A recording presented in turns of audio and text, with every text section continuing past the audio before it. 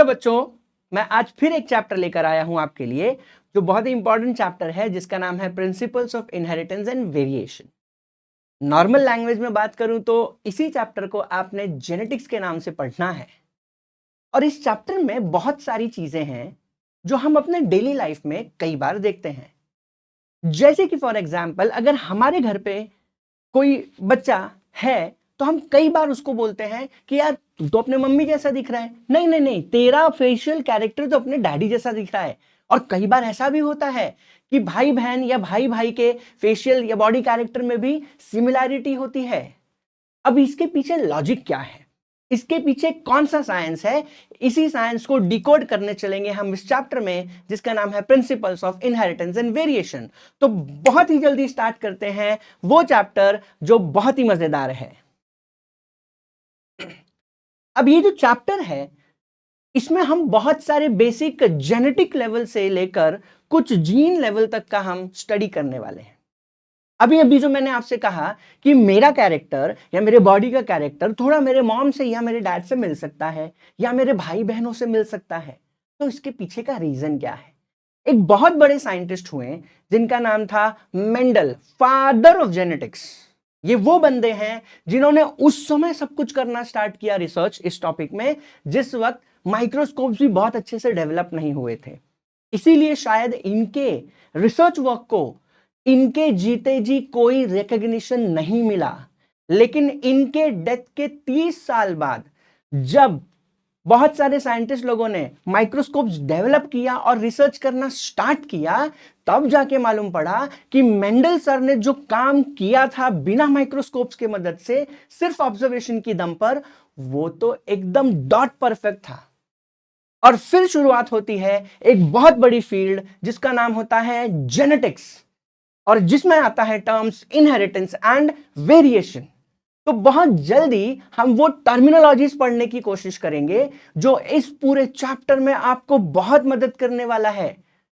And in terminologies के दम पे हम जेनेटिक्स के वेरियस लॉस को भी समझने की कोशिश करेंगे। तो आइए स्टार्ट करते हैं।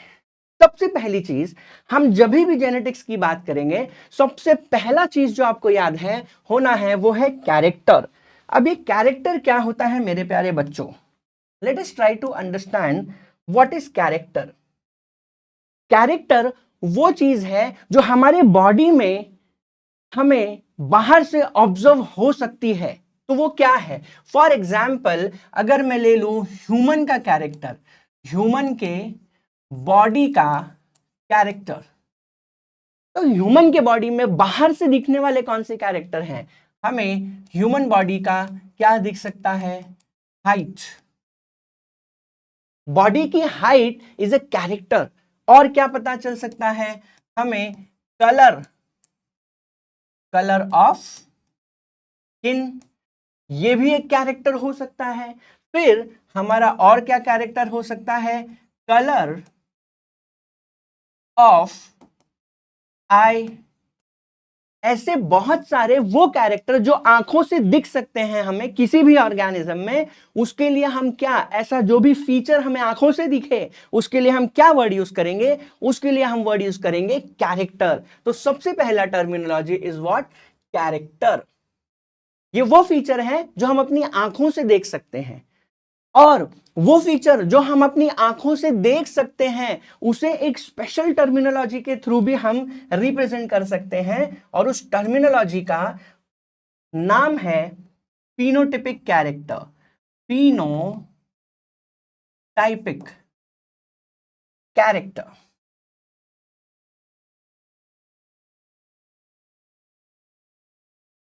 वो कैरेक्टर जो आंखों से आप देख सको किसी भी ऑर्गेनिज्म के बॉडी में, उसे हम कहेंगे फिनोटिपिक कैरेक्टर।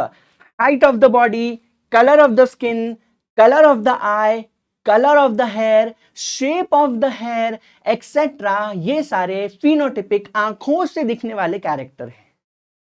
फिर उसके बाद आप थोड़ा सा देखने की कोशिश करेंगे तो जो नेक्स्ट डेफिनेशन है वो है ट्रेट का। कैरेक्टर तो वो जो आंखों से दिख जाए, लेकिन ट्रेट क्या है?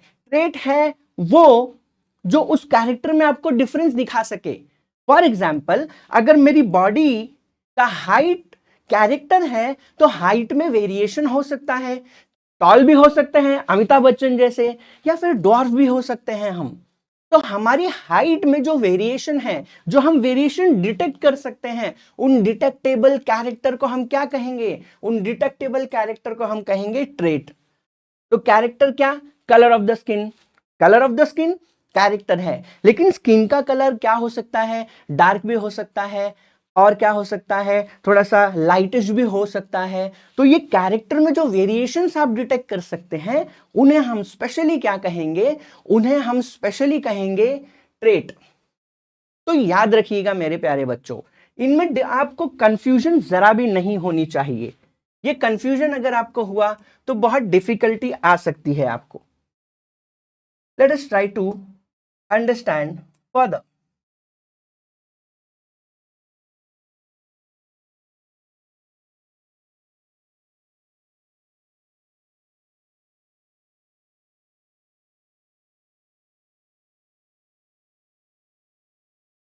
तो I hope my dear students, आपको इन दो चीज के बारे में डिफरेंस पता है। What is character? Colour of the hair. लेकिन व्हाट इज उसका डिटेक्टेबल ट्रेट? अगर मेरा हेयर का कलर ब्लैक है, या किसी के हेयर का कलर ब्राउन है, या किसी के हेयर का कलर कोई दूसरा चीज है नेचुरली, तो हम उसे क्या कहेंगे? ट्रेट कहेंगे। अब थर्ड डेफिनेशन जो वाकई में बहुत इंपॉर्टेंट है, वो है क्या? फैक्टर। वो है बहुत ही इंपॉर्टेंट चीज, फैक्टर, जिसके बारे में मेंडल सर ने भी बात की थी। फैक्टर। मेंडल सर ने जब अपना रिसर्च स्टार्ट किया तो माइक्रोस्कोप्स तो अच्छे वाले थे ही नहीं। उन्होंने सिर्फ ऑब्जर्व करके कुछ समझने की कोशिश की और हमें बताने की कोशिश की। उन्होंने बहुत परफेक्टली कहा था कि कुछ तो है जो पेरेंट से ऑफस्प्रिंग में ट्रांसफर हो रहा है, और वही चीज बहुत सारे कैरेक्टर्स लेकर जा रही है। उस जमाने में उन्होंने वो चीज जो पेरेंट्स से ऑफस्प्रिंग में जा रही है, उसके लिए ये वर्ड यूज किया, फैक्टर। और जब आगे रिसर्च हुआ एंड माइक्रोस्कोप्स के अंदर देखा गया, आज की दुनिया में इसी फैक्टर को हम क्या कहते हैं? आज की दुनिया में हम इसी फैक्टर को एक बहुत स्पेशल नाम से जानते हैं। Today this factor is known as what? This factor is known as gene. मतलब मेरे प्यारे बच्चों, सोचिए, मेंडल सर ने सिर्फ ऑब्जर्वेशन के दम पे पूरे के पूरे एक फील्ड का आविष्कार कर दिया। उस फील्ड को उन्होंने ऑब्जर्व किया, जेनेटिक्स के नाम से हम उसे आज पढ़ते हैं। तो फैक्टर किसने यूज किया था? फैक्टर वर्ड मेंडल सर ने यूज किया था। और आज हम उसी फैक्टर को किस नाम से यूज करते हैं? जीन। तो what is being transferred from the parent to the offspring? वो चीज जो पेरेंट से ऑफस्प्रिंग में जाती है, उसे हम कहते हैं जीन। और यही जीन हमारे बॉडी में कैरेक्टर लेकर आता है। तो ये जो फैक्टर है, फैक्टर क्या है? ये ट्रांसफर करवाता है बहुत सारी चीजें। तो ये हेरिडिटी का यूनिट है। हेरिडिटी का यूनिट, हेरिडिटी मतलब ट्रांसफर किया जा रहा है कुछ तो पेरेंट से उनके बच्चों में, उसे हम कहते हैं क्या? Gene, heredity unit. So what is the very special thing? Factor, it is unit of heredity. किसके लिए रिस्पॉन्सिबल है? ये रिस्पॉन्सिबल है inheritance and expression of character, जो एक जनरेशन से दूसरे जनरेशन में पास होगा, पेरेंट से ऑफस्प्रिंग में पास होगा। बहुत ही ज्यादा इंपॉर्टेंट। नेक्स्ट थिंग जो आप देखने की कोशिश करेंगे माय डियर स्टूडेंट, वो है खुद जीन। What is gene?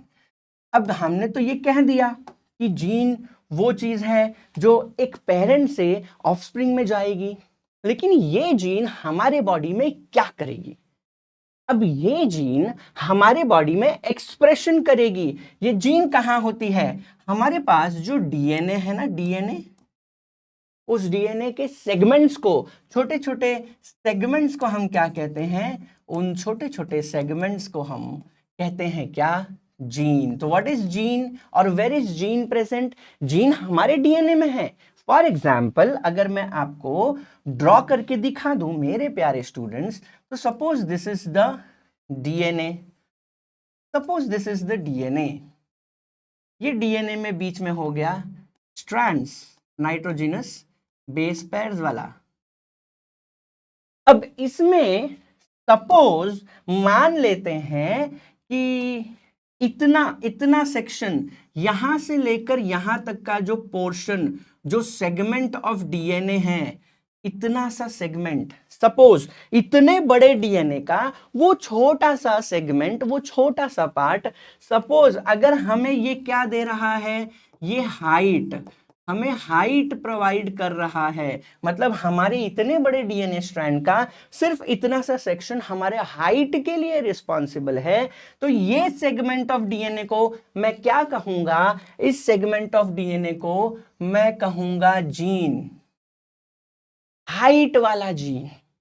तो जीन कहां प्रेजेंट होगा, जीन हमारे डीएनए में प्रेजेंट होगा। छोटे छोटे छोटे छोटे बहुत सारे सेगमेंट्स अलग अलग टाइप के कैरेक्टर प्रोवाइड कर सकते हैं, तो उन छोटे छोटे छोटे छोटे बहुत सारे सेगमेंट्स को इंडिविजुअली हम क्या कहेंगे, इंडिविजुअली हम कहेंगे जीन। और यही जीन एक्सप्रेस करके हमारे बॉडी में कैरेक्टर डेवलप करती है।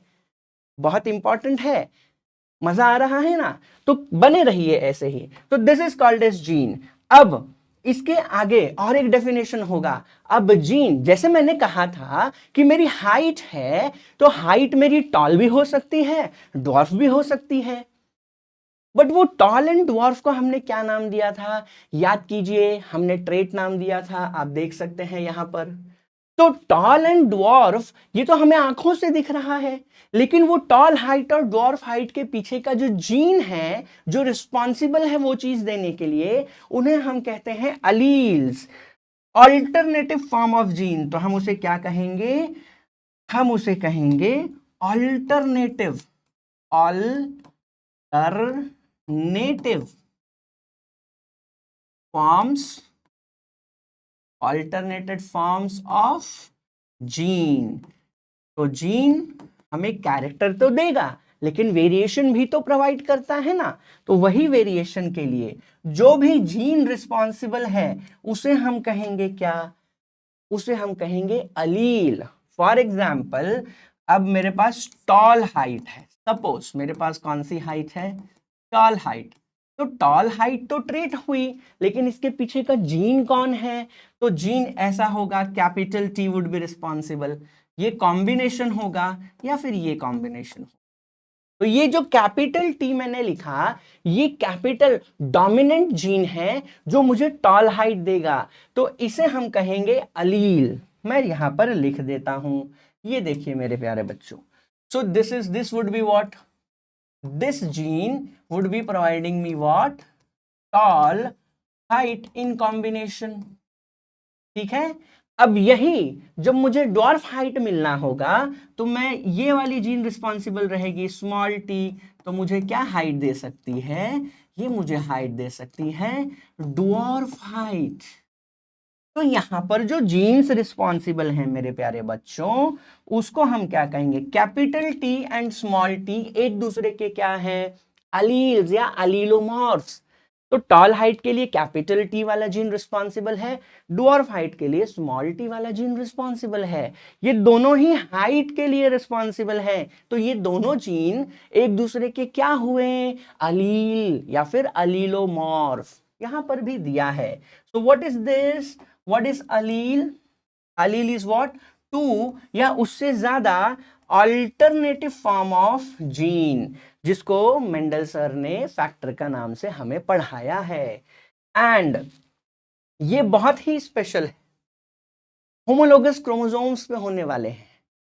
तो मेरे प्यारे बच्चों, ये सारी टर्मिनोलॉजीज जो आप देख रहे हैं, ये हमारे लिए जेनेटिक्स पढ़ने के लिए बहुत ही इंपॉर्टेंट है। इसे ध्यान से फिर से पीछे जाके अच्छे से पढ़ लीजिएगा, और फिर अब आगे की चीजों को हम एक्सटेंड करते हैं एंड समझने की कोशिश करते हैं मेंडल सर के बारे में। Mendel sir, Mendel sir father of genetics कौन है ये, तो बहुत ही प्यार से हम इन्हें क्या कहते हैं, हम इन्हें कहते हैं फादर, फादर ऑफ जेनेटिक्स। क्या बात है, father of genetics. Very important person in the field of science. अब इनकी अगर मैं आपको थोड़ी सी हिस्ट्री बता दूं लाइफ की, तो he was an monk. Monk मतलब साधु संत जैसे। He was an Austrian monk, Austria में एक चर्च में he was a monk. And इनको स्पिरिचुअलिटी के साथ साथ साइंस में भी बहुत अच्छा इंटरेस्ट था। तो इन्होंने अपने चर्च के पीछे जो छोटी सी जमीन थी, वहां पर बॉटनी के कुछ एक्सपेरिमेंट्स करना स्टार्ट किया। इन्होंने बहुत ही स्पेशल प्लांट का सिलेक्शन किया, जिसका नाम क्या है? जिसका नाम पी प्लांट है। पी प्लांट, जिसको साइंटिफिकली हम क्या कहते हैं मेरे प्यारे बच्चों? जिसको साइंटिफिकली हम कहते हैं पाइसम सटाइवम। Pisum sativum. और scientific method to write as name of science, scientific name लिखने का जो रूल्स हैं, उसके हिसाब से हमें इसे अंडरलाइन भी करना होगा। तो इन्होंने कौन सा स्पेशल प्लांट चूज किया? Pisum sativum. उसको लेके इन्होंने रिसर्च करना स्टार्ट किया। बट मुद्दे की बात तो यह है कि इन्होंने वही प्लांट क्यों चूज किया? दुनिया में तो हजारों लाखों प्लांट्स हैं, तो इन्होंने पाइसम सटाइवम प्लांट ही क्यों यूज किया? तो वो हमें थोड़ा सा समझना चाहिए। तो why did Mendel actually chose, why did Mendel actually chose what? Pisum sativum. So let us try to understand this. Let us try to understand why did he chose the special Pisum sativum, father of genetics. So why will he choose the plant? Let us try to understand. तो इन्होंने Pisum sativum इसलिए लिया क्योंकि सबसे पहला सबसे reason easy वाला कि वो plant, P plant, P plant बहुत ही इजीली, पी प्लांट बहुत ही इजीली अवेलेबल था। इजीली अवेलेबल था मतलब इनके आसपास के जो मार्केट थे वहां पर इजीली अवेलेबल था। याद रखना है, जैसे हम अपने आसपास के मार्केट में जाएं और जो बहुत ही सस्ते दाम पे बहुत इजीली मिल जाए, ऐसा वाला कुछ इन्होंने चूज किया। तो the very first reason why did he choose the pisum sativum plant, वो सिर्फ इसलिए यूज किया क्योंकि पहली बात तो इनके आसपास बहुत इजीली अवेलेबल था। दूसरी चीज कि ये जो पाइसम सटाइवम प्लांट है मेरे प्यारे बच्चों, ये 3 से 4 महीने में पूरा का पूरा ग्रो हो जाता है, अपनी लाइफ साइकिल कंप्लीट कर लेता है।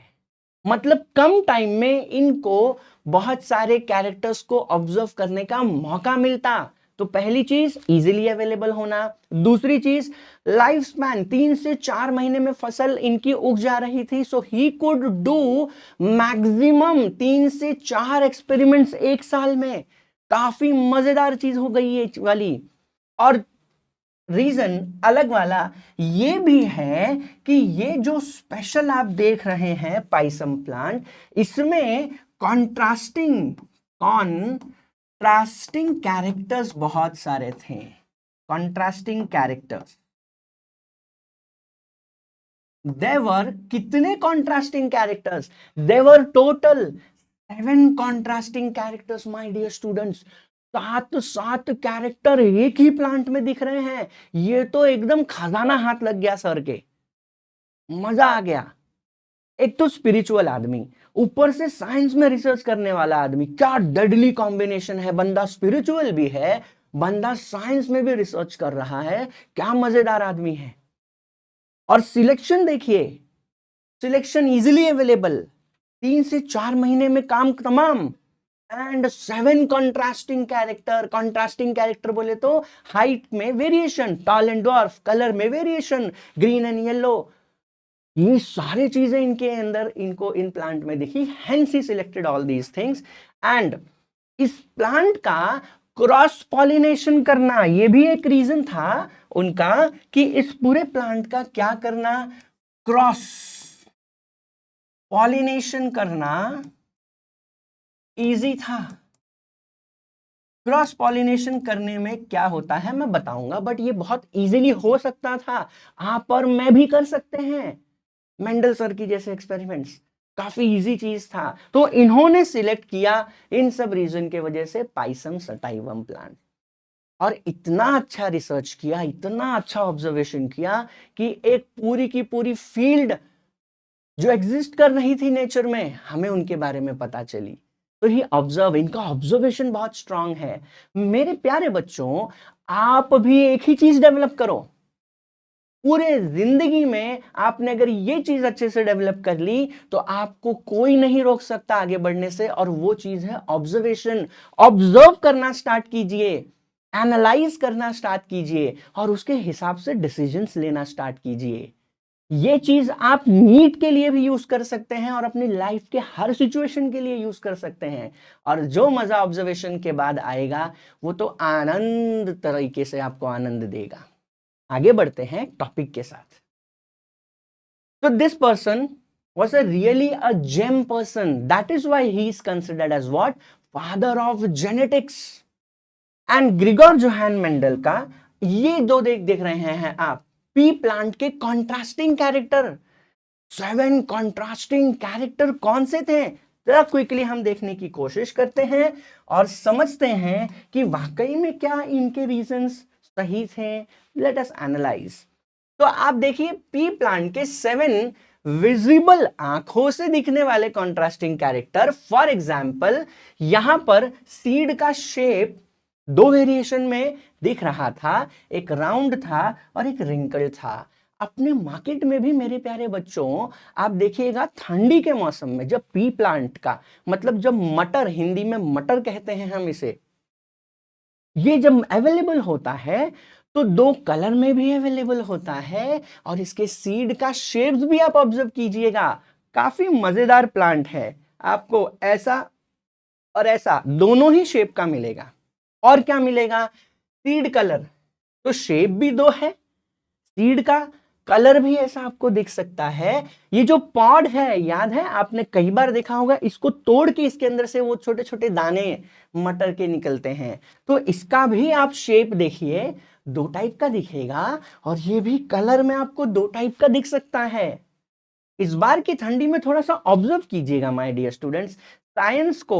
एक्चुअली साइंस क्या है, साइंस तो इंफॉर्मेशन निकाल रहा है दुनिया में प्रेजेंट बहुत सारी चीजों का, तो क्यों ना हम वहीं से समझना स्टार्ट करें जहां से ये चीजें आ रही हैं मेरे प्यारे बच्चों। अब आप देख सकते हैं फ्लावर में भी इनका आपको पर्पल और व्हाइटिश कलर का दिख सकता है। दूसरा, फ्लावर का लोकेशन, क्या वो प्लांट के स्टेम के टिप पे है या फिर बाजू बाजू में है।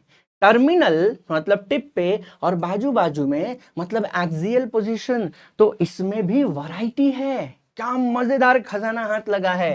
एंड प्लांट की हाइट जो मैंने आपको बताई, टॉल भी हो सकती है, ड्वार्फ भी हो सकती है। मतलब एकदम मजा आ गया ये सब कैरेक्टर्स देख के सर को, and that is why he started his experiments. बहुत ही अच्छे आदमी थे ये। अब इनके एक्सपेरिमेंट्स को थोड़ा समझने की कोशिश करते हैं। Before that let us try to understand something.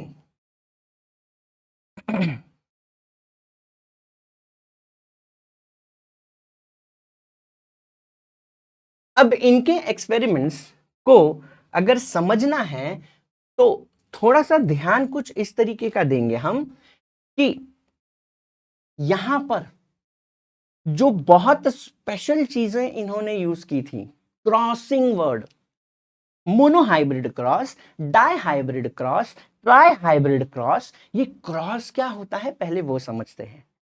Actually होता कैसे है कि हम काफी हाई लेवल का टॉपिक्स तो समझ जाते हैं, लेकिन हमें कई बार बेसिक्स पता नहीं होता मेरे प्यारे बच्चों, और वो बेसिक्स पता होना चाहिए।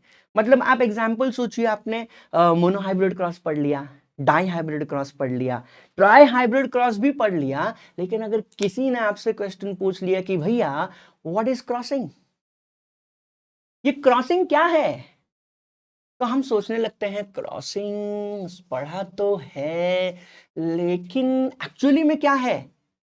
तो सबसे पहले वही basic question, what is crossing? इन्होंने किया क्या? पी प्लांट के साथ क्या किया? तो क्रॉसिंग का मतलब समझते हैं। इन्होंने सबसे पहले क्या किया, समझने की कोशिश, सर के फोटो को थोड़ा सा साइड में करते हुए, ईमानदारी के साथ आगे बढ़ते हुए मैं आपको बता दूं इन्होंने क्या किया। He did crossing. इन्होंने क्या किया? क्रॉसिंग। आप बोलेंगे सर बार बार वही बोल रहे हो, समझाओ तो रुको जरा, सबर करो, अभी देखते हैं। तो इन्होंने क्रॉसिंग क्या किया? क्रॉस,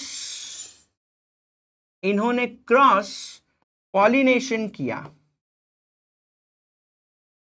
आप इस पूरे चैप्टर में जहां पर भी आए वर्ड क्रॉसिंग हो रहा है, F1 क्रॉसिंग या सेल्फिंग या कुछ भी ऐसा जो मैं अभी सिखा रहा हूं वही हो रहा है, ऐसे याद रखिएगा। तो क्रॉस पॉलिनेशन किया। अब पॉलिनेशन क्या है, शॉर्ट में आपको समझा दूं तो ये डायग्राम शायद आप लोगों को याद हो। ये देखिए, ये एक गाइनोशियम का स्ट्रक्चर है, आपको याद हो अगर। ये स्टिग्मा है, दिस इज स्टिग्मा। ये पूरा का पूरा ट्यूब जैसा स्ट्रक्चर मेरे प्यारे स्टूडेंट्स आइल होता है, और ये जो पूरा का पूरा बल्जिंग स्ट्रक्चर है इसे हम कहते हैं ओवरी। अब मैं और ज्यादा डिटेल में नहीं जाऊंगा, नहीं तो वो एक चैप्टर है sexual reproduction in flowering plants, वो स्टार्ट हो जाएगा। लेकिन इसे हम गाइनोशियम का पार्ट कहते हैं। ठीक वैसे ही आप अगर ध्यान से देखेंगे तो प्लांट में एंड्रोशियम का पार्ट कौन सा है? तो एंड्रोशियम का पार्ट कुछ ऐसा है मेरे प्यारे स्टूडेंट्स, ये देखिए, ये एंथर और ये फिलामेंट। तो इसे हम क्या बोलेंगे? ये दोनों स्ट्रक्चर जो आपको दिख रहा है, this is called as anther. ये हमारा है एंथर। और ये जो पूरा का पूरा स्ट्रक्चर आपको दिख रहा है यहां से यहां तक का, इसे हम कहते हैं फिलामेंट। इसे हम कहेंगे क्या मेरे प्यारे बच्चों? फिलामेंट। तो एंथर एंड फिलामेंट है, और उस एंथर के अंदर डेवलप होता है पॉलन ग्रेन, जो बहुत इंपॉर्टेंट है। एंड पॉलिनेशन के प्रोसेस में क्या होगा? तो पॉलिनेशन के प्रोसेस में यही होगा कि एंथर से पॉलन ग्रेन निकलेगा। एंथर से क्या निकलेगा? एंथर से निकलेगा पॉलन ग्रेन। एंड ये पॉलन ग्रेन यहां से हटके कहां चला जाएगा? सिग्मा के ऊपर। इस पूरे प्रोसेस को हम क्या कहेंगे? इसी प्रोसेस को तो हम कहते हैं, बड़ी प्यार से हम इसे कहते हैं, क्या नाम है पता है? इसी ही हम बड़े प्यार से कहेंगे pollination. So what is this? Pollination, ये याद रखिए। तो व्हाट इज पॉलिनेशन?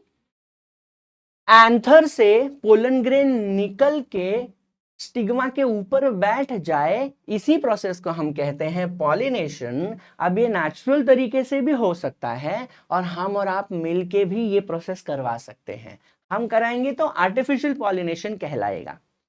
और मेंडल सर ने यही किया, मेंडल सर ने आर्टिफिशियल पॉलिनेशन करवाया, और इसी को हम बार बार इस चैप्टर में पढ़ने वाले हैं। क्या? कौन से वर्ड से? Crossing. So what is crossing? Crossing is nothing but it is a process in which we humans artificially take the pollen grain and put it onto the stigma of the flower of the gynoecium part. तो यही pollination है। तो अगर आपको किसी ने पूछ लिया बेसिक्स कि मेंडल सर ने एक्चुअली किया क्या था, व्हाट वाज क्रॉसिंग, तो crossing is what? Cross pollination करवा रहे थे, अपने चॉइस के प्लांट्स के बीच में क्रॉस पॉलिनेशन करवा रहे थे वो। और इसको हम क्रॉस पॉलिनेशन के नाम से नहीं, क्रॉसिंग के नाम से। तो monohybrid cross, dihybrid cross, trihybrid cross, कोई भी क्रॉस रहने दीजिए। क्रॉस का मतलब क्या? हम जानबूझ के सिलेक्ट करके प्लांट का क्रॉस पॉलिनेशन करवा रहे हैं। ये बेसिक समझिएगा, बहुत ही सिंपल सा स्टेप। तो क्रॉसिंग, क्रॉस पॉलिनेशन को ही हम किस नाम से पढ़ेंगे? Crossing, crossing between etcetera etcetera, ऐसे। तो आई होप आपको ये बेसिक तो समझा है मेरे प्यारे बच्चों, बहुत ही इंपॉर्टेंट। नेक्स्ट अब जरा देखते हैं कि what is monohybrid cross, dihybrid cross, ये सब क्या है मेरे प्यारे बच्चों, इसको भी थोड़ा सा ध्यान देते हैं, क्योंकि हम कई बार वो भी नहीं समझ पाते। What is monohybrid cross, what is dihybrid cross, what is trihybrid cross. अरे इतना अच्छे से समझना चाहिए कि मेंडल सर को आपके ऊपर फक्र हो कि क्या बच्चे हैं पढ़ाई करते चले जा रहे हैं, मेरे टॉपिक को पढ़ रहे हैं और ऊपर से वो आपको आशीर्वाद देंगे, तो आपका जेनेटिक्स और सुधर जाएगा। तो लेट अस फिर से एक बार हम अपने प्यारे मेंडल सर को साइड में करेंगे, उनके फोटो को, और उनके आशीर्वाद से अब ये समझने की कोशिश करेंगे क्या कि what is monohybrid cross. Monohybrid cross, monohybrid cross. कई बार हमें यह भी नहीं पता होता मोनोहाइब्रिड क्रॉस का मतलब। क्रॉस का मतलब तो समझ गए, क्रॉस पॉलिनेशन किया जा रहा है, लेकिन जब हम ये वाला क्रॉस पॉलिनेशन करेंगे तो हम ये वाले पॉलिनेशन करते वक्त उस पूरे प्लांट में कोई एक ही कैरेक्टर पढ़ते रहेंगे। तो व्हाट इज मोनो, मोनो का मतलब क्या होता है, मोनो का मतलब होता है one. What is the meaning of the word mono, mono का मतलब होता है वन। तो हम क्या कर रहे हैं मोनोहाइब्रिड क्रॉस में मेरे प्यारे बच्चों, मोनोहाइब्रिड क्रॉस में हम क्या कर रहे हैं, हम स्टडी कर रहे हैं, study of what, study of what, study of any one character, study of any one character मेरे प्यारे बच्चों।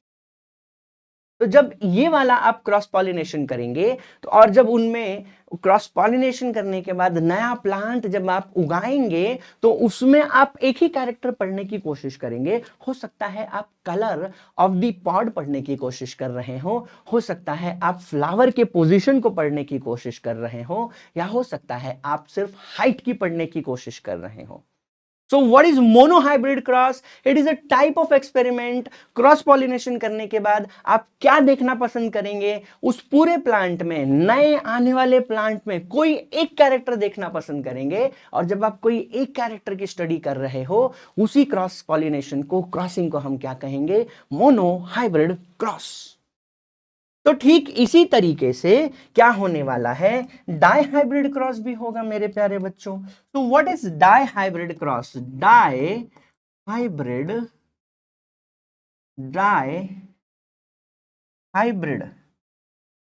क्रॉस। तो डाइहाइब्रिड क्रॉस में बहुत ही जल्दी हम समझ लेते हैं, डाई का मतलब होता है क्या, डाई का मतलब होता है टू। तो यहां पर जब हम क्रॉसिंग करवाएंगे और जो नया प्लांट डेवलप होगा, हम उसमें कितने कैरेक्टर को स्टडी कर रहे होंगे, हम उसमें सिर्फ और सिर्फ दो character. So how many character we are studying, we are trying to study of how many characters at a single time, two characters. दो कैरेक्टर्स हम क्या कर रहे हैं, साथ में स्टडी कर रहे हैं, दो कैरेक्टर साथ में स्टडी करना है इस पूरे प्रोसेस में। तो डाई, टू मतलब डाई हाइब्रिड क्रॉस। तो what was monohybrid cross, monohybrid cross was we were studying one character at a time. What is dihybrid cross, we are studying two characters at a time. So trihybrid cross क्या होगा, हम तीन character एक साथ पढ़ेंगे तो trihybrid cross कहेंगे। But fortunately उतना बड़ा क्रॉस हमारे सिलेबस में नहीं है, बट इंफॉर्मेशन आप थोड़ी सी रख लीजिए। So monohybrid cross, dihybrid cross, trihybrid cross etcetera, ये भी पढ़ने की कोशिश करेंगे। फिर आप थोड़ा सा आगे देखेंगे तो ये वाला स्पेशल, अब मैं आपको ये भी बता दूं कि हम कैसे लिखते हैं बहुत सारी चीजें, उसे भी समझने की कोशिश करेंगे, क्योंकि ये वही फील्ड है, जैसे मैथ्स एंड फिजिक्स में हम कुछ स्पेशल टर्मिनोलॉजीज यूज करते हैं ना मेरे प्यारे बच्चों, वैसे ही हम जेनेटिक्स में भी कुछ स्पेशल चीजें यूज करते हैं। और हमें वो भूलना नहीं चाहिए। स्पेशल चीजें यूज करेंगे। एक second my dear students.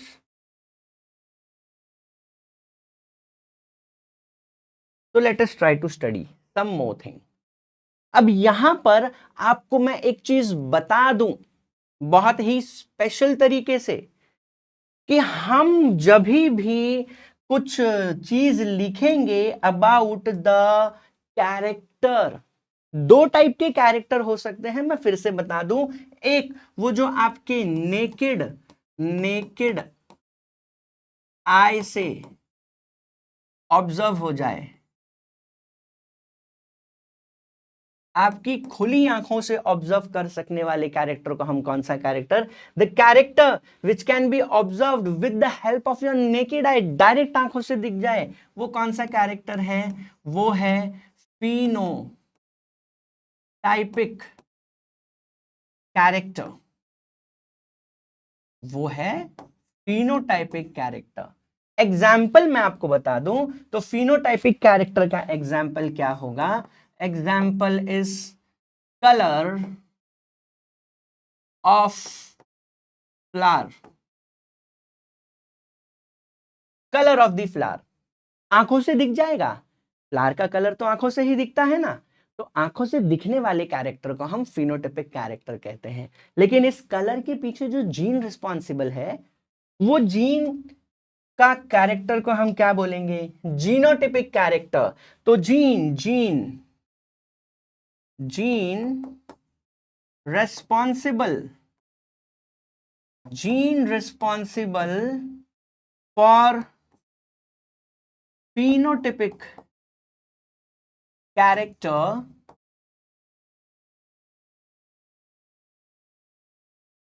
phenotypic character उसे हम क्या बोलेंगे? जीनोटाइप। उसे हम क्या बोलेंगे? जीनोटाइप। अब इसी का एग्जाम्पल लेते हैं कलर। फॉर एग्जाम्पल मान लेते हैं हम red colour, red red and what, white colour का जीनोटाइप लिख देंगे। अब ये रेड कलर होना, व्हाइट कलर होना, ये तो आंख से दिखने वाला है। तो रेड व्हाइट ये क्या होगा? ये होगा फिनोटिपिक कैरेक्टर। लेकिन इस रेड कलर, ये रेड कलर किसके वजह से आया? कोई तो जीन होगा पीछे इसके। तो वो जीन जिसके वजह से रेड कलर आ रहा है, या फिर वो जीन का कॉम्बिनेशन जिसके वजह व्हाइट कलर आ रहा है, उसे हम क्या बोलेंगे? Genotypic character. तो फॉर एग्जाम्पल रेड कलर की अगर हम बात करें तो रेड कलर ऐसा आ सकता है, या तो इस कॉम्बिनेशन से या फिर इस कॉम्बिनेशन से। एंड व्हाइट कलर के पीछे कौन सा जीन रिस्पॉन्सिबल हो सकता है? ये देखिए ऐसा। तो वो जो जीन रिस्पॉन्सिबल है या जीन के कॉम्बिनेशंस रिस्पॉन्सिबल हैं वो कलर देने के लिए, that combination of genes would be termed as what? Genotype या जीनोटिपिक कैरेक्टर। बट वो आंख से दिखेगा नहीं क्योंकि वो तो हमारे डीएनए में है। तो फिनोटिपिक एंड जीनोटिपिक कैरेक्टर की थोड़ा सा बात कर लीजिए।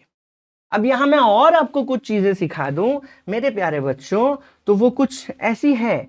अब ये फिनोटाइप, जीनोटाइप एक्सेट्रा वो तो हमने देखा, लेकिन लेकिन जरा ध्यान से देखिए। मैंने जब कलर लिखा, कलर रेड कलर, मैं रेड ले लेता हूं यहां से।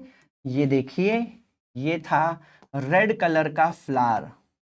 तो इसके पीछे ये रेड वाला क्या है? ये वर्ड रेड हमें बता रहा है कि वो फिनोटाइप है, बट उसके पीछे का जीनोटाइप क्या हो सकता है? आप जरा ध्यान से देखिए। Capital R, capital R.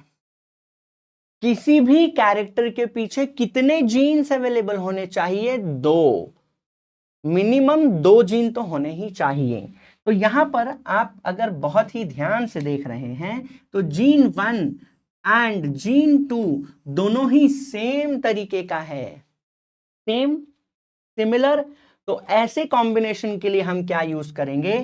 Since ये दोनों सेम हैं, हम इसे बोलेंगे होमोजाइगस कंडीशन। होमोजाइगस जीनोटाइप है ये। होमोजाइगस क्या है? Homozygous condition. दोनों जीन सेम तरीके का है, तो वो कौन सा कंडीशन है? होमोजाइगस। एंड अगर मैं यहीं पर आपको ये लिख के बता दूं like this, capital R and small R, तो जरा ध्यान से देखिएगा इस बार मेरे प्यारे स्टूडेंट्स, ये जो जीन 1 है ये अलग टाइप का है, और जो जीन 2 है वो भी अलग टाइप का है। जरा ध्यान से देखिएगा, अलग टाइप के दो जीन साथ में आके कैरेक्टर दे रहे हैं, तो ऐसे कॉम्बिनेशन को जिसमें एक जीन अलग हो, दूसरा जीन उससे अलग हो, दोनों अलग टाइप के जीन हो, तो हम इस कंडीशन, अलग मतलब डिफरेंट, डिफरेंट मतलब हेटेरो, तो हेटेरोजाइगस कंडीशन हम कहेंगे। क्या कहेंगे? Heterozygous condition. तो ये होमोजाइगस कंडीशन, ये हेटेरोजाइगस कंडीशन। अच्छा, होमोजाइगस कंडीशन एक और तरीके से भी लिख सकते हैं आप, मैं आपको वो भी बहुत जल्दी ही लिख के दिखा दूं। तो वो कुछ ऐसा होगा, देखिए ये होगा स्मॉल आर और स्मॉल आर, ये कौन सा कलर दे सकता है? White colour. ये रेड कलर कॉम्बिनेशन इसके वजह से आ सकता है, ये देखिए यहां पर ये जो जीनोटाइप है, ये जीनोटाइप को भी हम क्या बोलेंगे? होमोजाइगस, क्योंकि उसमें भी दोनों जीन एक ही तरीके का है, इसमें भी दोनों जीन एक ही तरीके का है। कैरेक्टर अलग आएंगे, मैं आपको वो बाद में समझाऊंगा, पहले ये समझ के लीजिए, अगर सेम टाइप का जीन आ रहा है कॉम्बिनेशन में तो वो होमोजाइगस है, और अलग अलग टाइप का है तो हेटेरोजाइगस कंडीशन है। ये बहुत इंपॉर्टेंट है, हमें याद रखना होगा मेरे प्यारे बच्चों। बट सबसे बड़ा क्वेश्चन क्या है? सबसे बड़ा क्वेश्चन ये हो सकता है मेरे प्यारे बच्चों कि सर ये जीन हर कैरेक्टर के लिए दो ही या दो से ज्यादा क्यों होना चाहिए, मिनिमम दो क्यों होना चाहिए? तो मैं आपको ध्यान से याद दिला दूं कि जब जब हमारे पास एक प्रोसेस है जिसका नाम है फर्टिलाइजेशन, तो यहां पर ये होगा male gamete that is the sperm, और ये होगा क्या? Female gamete that is the egg. इन दोनों के फ्यूजन से क्या बनता है? इन दोनों के फ्यूजन से, इन दोनों का फर्टिलाइजेशन प्रोसेस से क्या बनेगा? A single zygote. I hope ये आपको थोड़ा सा पता हो। इसकी प्लॉइडी क्या होगी? इसकी प्लॉइडी ध्यान से देखिए, ये है n, ये भी है n, और ये क्या है मेरे प्यारे स्टूडेंट्स? 2n। तो हमारे बॉडी में डिप्लॉइड कंडीशन तब होता है जब मदर की तरफ से एक गैमेट एंड फादर की तरफ से एक गैमेट आके फ्यूज करें। मतलब हमारे बॉडी में जितने भी कैरेक्टर हैं उसका वन सेट ऑफ जीन हमारे मदर की तरफ से और अनदर सेट ऑफ जीन हमारे फादर की तरफ से आने वाला है। तो हमारे पास मैटरनल प्लस पैटर्नल जीन्स आने वाले हैं, याद रखिएगा। तो हमारे पास जो 23 नंबर ऑफ क्रोमोसोम है वो कहां से आया? मदर की तरफ से, और बाकी 23 नंबर ऑफ जीन्स का क्रोमोसोम्स कहां से आया माय डियर स्टूडेंट्स? फादर की तरफ से। हमारे बॉडी में जितने भी कैरेक्टर हैं वो कैरेक्टर देने के लिए one set of gene will come from mother, another set of gene will come from father, hence for every character we will have minimum 2 genes available, maternal set of gene, paternal set of gene, because we get maternal set of chromosome, paternal set of chromosome। ये याद रखना। इसीलिए हम कोई भी character ले लें, चाहे हम कलर ऑफ द आई ले लें, colour of eye, colour of eye हो सकता है आपकी कलर ऑफ आई ब्लू हो, क्या हो? ब्लू। लेकिन वो ब्लू कलर के लिए कितने जीन रिस्पॉन्सिबल होंगे? 2 जीन रिस्पॉन्सिबल होंगे।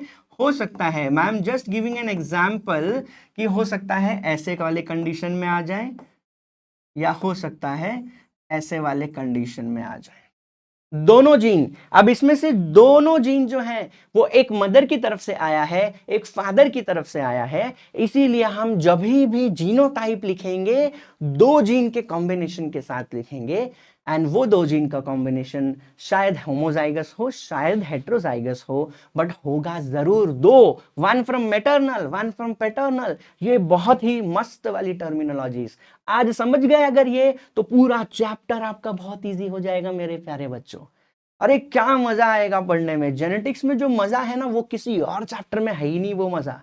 इतना मजेदार टॉपिक है ये, याद रखिएगा मेरे प्यारे बच्चों। ये 7 पेयर ऑफ कॉन्ट्रास्टिंग कैरेक्टर जो हमने पहले भी देखा था।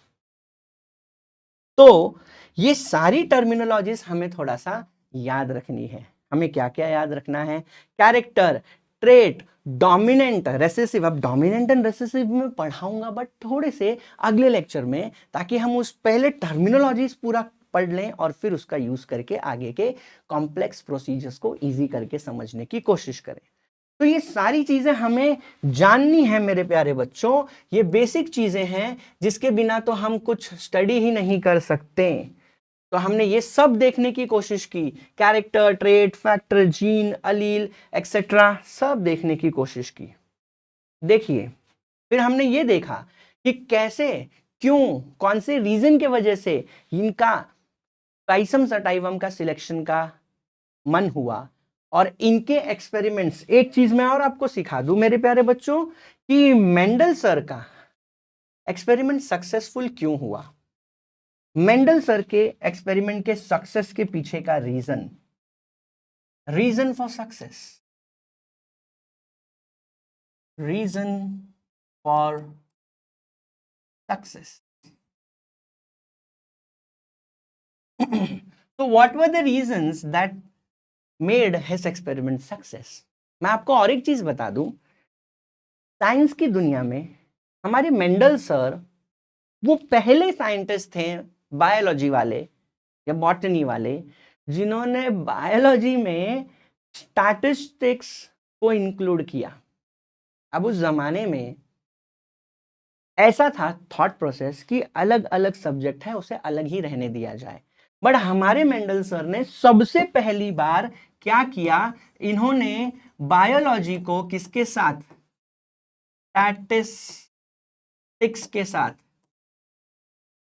स्टैटिस्टिक्स के साथ कंबाइन किया। तो कई सारे इनके जमाने के, इनके एरा के साइंटिस्ट इन्हें कुछ अलग नजर से देखते थे। वो कहते थे ये क्या कॉकटेल बनाया जा रहा है, बायो में स्टैटिस्टिक्स, बायो में मैथमेटिक्स, ऐसा तो नहीं होना चाहिए। बट मेरे प्यारे बच्चों, आपको पता है यही चीज के वजह से मेंडल सर के एक्सपेरिमेंट्स का सारा रिकॉर्ड्स हमारे पास अवेलेबल है। आप सोचिए, इनके डेथ के 30 साल बाद वो सारी चीजें अच्छे से डिस्कवर हुई। उसके पहले भी मालूम था लोगों को, बट 30 साल बाद मेजर डिस्कवरी हुई इनके रिसर्च वर्क की। ये पहले साइंटिस्ट थे जिन्होंने स्टैटिस्टिक्स को बॉटनी, बायोलॉजी के साथ इंक्लूड किया। इतना अच्छा सिस्टमैटिक तरीके से सब काम कर दिया कि मजा आ गया, बहुत ही ज्यादा मजा आ गया, एकदम बड़ा वाला मजा आ गया, और पूरा का पूरा फील्ड जेनेटिक्स ऊपर आ गया। तो इन्होंने स्टैटिस्टिक्स यूज किया। इन्होंने अपने सारे डेटा को, जितना भी एक्सपेरिमेंटल डेटा था, उस डेटा को स्टैटिस्टिकल फॉर्म में क्या किया, प्रिजर्व किया। अगर मैं आपको एकदम सिंपल लैंग्वेज में बता दूं तो अकाउंट्स मेंटेन किया।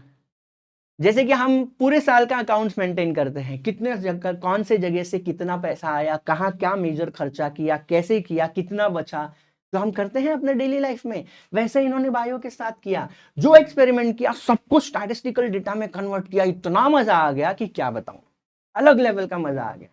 तो मेरे प्यारे बच्चों, इनके बारे में याद रखना। इसीलिए कई लोग ने इनको रिकॉग्नाइज नहीं किया इनके समय पे, लेकिन बाद में जब इनके बारे में पता चला तो पूरी दुनिया में हाहाकार मच गया और जेनेटिक्स फील्ड का एक जन्म हुआ। और इसी जेनेटिक्स फील्ड को हम आगे बढ़ाएंगे। मेरे प्यारे बच्चों, अगले लेक्चर में आप ये टर्मिनोलॉजीज पढ़ते रहिएगा और फिर से आइएगा। जय हिंद।